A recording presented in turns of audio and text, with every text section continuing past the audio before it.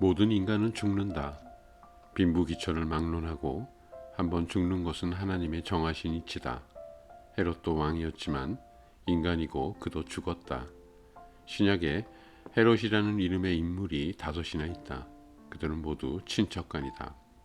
1. 헤롯 대왕. 그의 왕조에서 가장 유명한 그리고 첫 번째 왕이었다. 그는 예수 탄생 시 팔레스틴을 다스린 왕이었고 잔인한 사람이었다. 자기 왕위를 위협하는 모든 이들, 심지어 자기의 한 아내와 여러 아들들을 모두 살해했다. 베들레헴의 2세 이하 된 아이들을 죽임으로 유대인의 왕으로 오신 이를 살해하고자 했던 포악한 이였다. 2. 헤롯 아켈라우스. 헤롯 대왕은 그의 아들 아켈라우스에 의해 왕관을 계승시켰다. 아켈라우스는 아주 악한 왕인지라 유대인들이 그에 관해 황제에게 불평하므로 그는 AD 6년에 왕위에서 물러났다. 그의 이름은 신약에서 단 한 번 나온다. 3. 헤롯 안티파스. 헤롯 아켈라우스가 퇴위된 후 유다는 로마의 행정장관들에 의해 통치되었다. 그러나 헤롯 대왕의 자손을 통해 통치권은 계승되어 AD 39년에 거울에 추방될 때까지 갈릴리에서 다스렸다. 그의 이름은 헤롯 안티파스로 그가 바로 세례 요한을 죽인 자다. 그는 예수 재판석에서 단역을 맡았었다. 4. 헤롯 아그리파 1세. 헤롯 대왕의 둘째 아내 마리암네의 아들 아리스토볼루스의 아들이었다. 이 사람이 사도행전 12장에 나오는 헤롯이다. 5. 헤롯 아그리파 2세. 헤롯 아그리파 1세의 아들로 그의 부친이 죽었을 때 그의 나이는 겨우 17세였다. 크라우디스 황제는 그의 등극을 말렸기 때문에 아그리파 2세는 그의 아버지의 영토가 아닌 다른 지역을 다스렸다. 이 사람의 이름이 사도행전 25장, 26장에 나온다. 1. 헤롯 아그리파 1세. 그는 누구인가?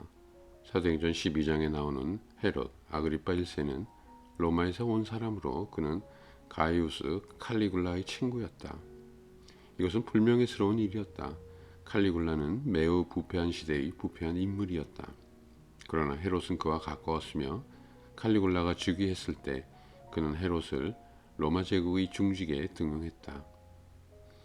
AD 39년에 헤롯 아그리파 1세는 헤롯 안티파스의 몰락에 공헌했고 그 결과 갈릴리 베레아 영토를 물려받았다. AD 41년에 칼리굴라가 죽은 후 헤롯은 유다와 사마리아까지 받아 그의 조부가 다스리던 모든 영토를 다스렸다. 요세푸스는 헤롯 아그리파 1세에 관해 길게 쓰고 있다. 그중 한 가지는 그가 유대인 편에 있지 않았다는 사실이다. 그는 유대를 문제지역으로 간주하고 항상 자기 위치 유지와 평화를 공존시키려 했다. 그는 반유대인으로 성전 예배에 참여했고 때마다 율법을 공적으로 읽었다. 사도행전 12장 19절부터 25절의 기사는 세속 작품에서도 찾을 수 있다. 그가 유대 전역을 다스리기 시작한 지 3년이 된 후 아그리빠는 가이사라에 왔다. 여기서 그는 시저의 영광을 찬양했다. 둘째 날 그는 은빛 찬란한 의상을 입고 노천 극장에 들어섰다. 태양 광선에 비친 은으로 된 옷의 광채가 너무 찬란해서 사람들은 그를 경외심을 갖고 보게 되었다. 이때 사방에서 그를 찬양하는 군중의 함성이 터져 나왔고 그는 신과 같이 말을 하면서 연설했다. 백성들은 그를 칭송하기를 당신은 우리에게 가장 필요한 분이십니다. 인간으로 당신을 경외할 뿐 아니라 우리 모두는 당신은 인간 이상의 분이라고 찬양합니다. 라고 했다. 이 같은 찬사를 받은 왕은 군중을 꾸짖거나 싫어하지 않았다. 그는 하늘을 쳐다보았다. 그의 머리 위에 쳐있는 밧줄 위에 올빼미가 날아와 앉았다.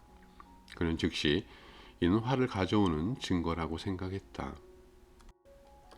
그는 가슴에 통증을 호소했고 위장이 뒤틀리는 아픔이 온 몸을 때렸다. 그 아픔은 처음부터 격렬했다. 요세푸스에 의하면 헤롯이 54세를 일기로 그 인생을 끝내기 5일 전부터 고통을 참아야 했다고 한다. 하나님이 받아야 할 영광을 찬탈한 자의 말로를 보라. 영광은 오직 하나님께만 돌려야 한다. 2. 큰 지도자도 죽는다. 헤롯 안티파스의 이야기를 읽으면서 우리는 구약에 나타난 느부갓네살 이야기를 연상하게 된다. 바벨론 왕궁 지붕 위에 느부갓네살이 거닐며 서 있었다. 나 왕이 말하여 이르되 이 큰 바벨론은 내가 능력과 권세로 건설하여 나의 도성으로 삼고 이것으로 내 위엄의 영광을 나타낸 것이 아니냐 하였더니 이것은 세속적 인본주의의 표본이다. 생의 모든 것이 인간으로 말미암고 인간의 영광을 위한 것이며 인간의 것이라는 것이다. 이 말이 아직도 나 왕의 입에 있을 때 하늘에서 소리가 내려 이르되 느부갓네살 왕은 내게 말하노니 나라의 왕위가 내게서 떠났으리라. 결국 하나님께 돌려야 할 영광을 인간이 받음으로 그는 사람에게서 쫓겨나서 들짐승과 함께 살면서 소처럼 풀을 먹고 7년 동안 들판을 헤매야 했다. 그러나 느부갓네살은 하나님을 다시 찾고 그를 경배함으로 회복의 은혜를 입었다. 헤롯은 영광을 하나님께 돌리지 아니함으로 주의 사자가 치니 벌레에게 먹혀 죽었다. 3. 하나님의 말씀은 매이지 않는다.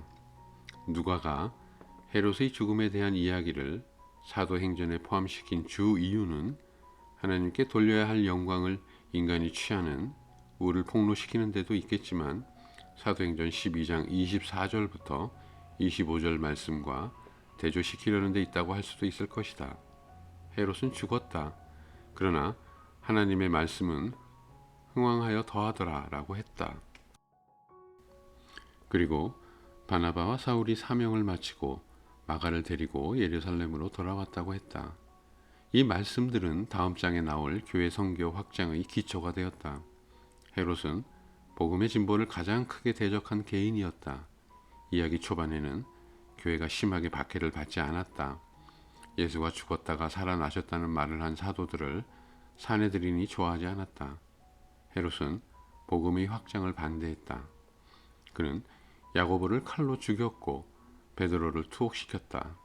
그러나 이야기의 그 부분에서 주의 사자가 헤롯을 침으로 그는 죽었고 베드로는 자유케 되었으며 하나님의 말씀을 흥왕케 되었다. 십자가의 원수들은 항상 복음을 반대했다. 그러나 복음은 계속 퍼져나갔다. 왜? 그리고 복음이 어떻게 퍼져나갔나? 1. 하나님의 말씀은 효과적이다. 모든 성경은 하나님의 감동으로 된 것으로 교훈과 책망과 바르게 함과 의로 교육하기에 유익하니, 여기서 중요한 말은 유익하니이다.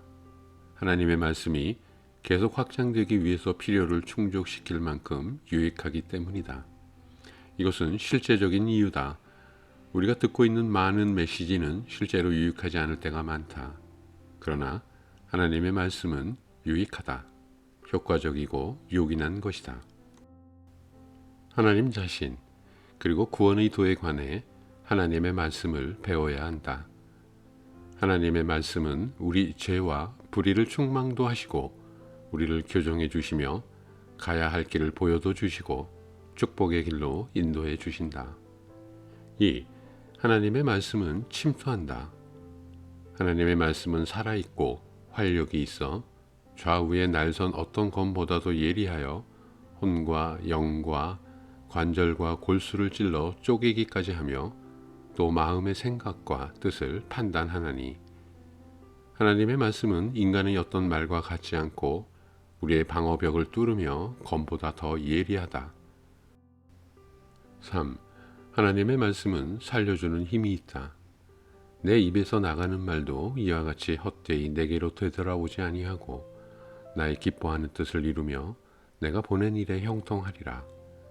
비와 눈이 하늘로부터 내려 그리로 돌아가지 아니하고 땅을 적셔 소출이 나고 싹이 나게 하듯이 하나님의 말씀이 그렇게 한다. 죄로부터 백성을 구원할 뿐 아니라 열매를 맺어 세상에 공헌한다. 4. 하나님의 말씀은 영원하다. 천재는 없어질지언정 내 말은 없어지지 아니하리라. 모든 것은 임시적이다. 인간은 태어나고 죽는다. 땅 위 모든 것은 멸하는 날이 있다. 그러나 하나님의 말씀은 영원하다. 그것을 중단시킬 수 있는 것은 없다.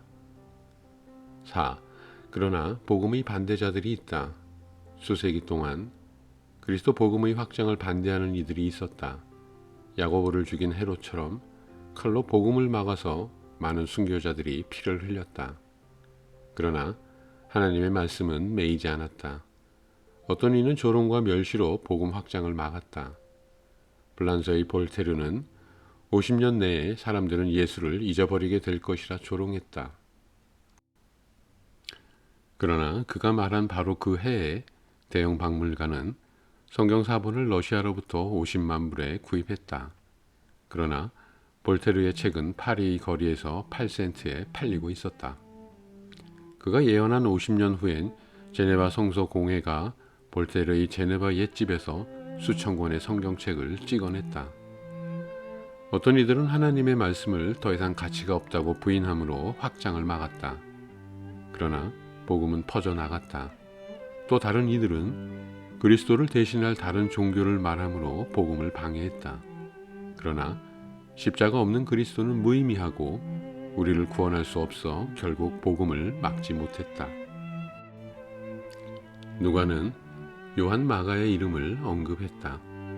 바나바와 사울의 이름만 있었다면 그들은 사도들이니 복음을 위해 일하는 것이 당연하다 할 것이다.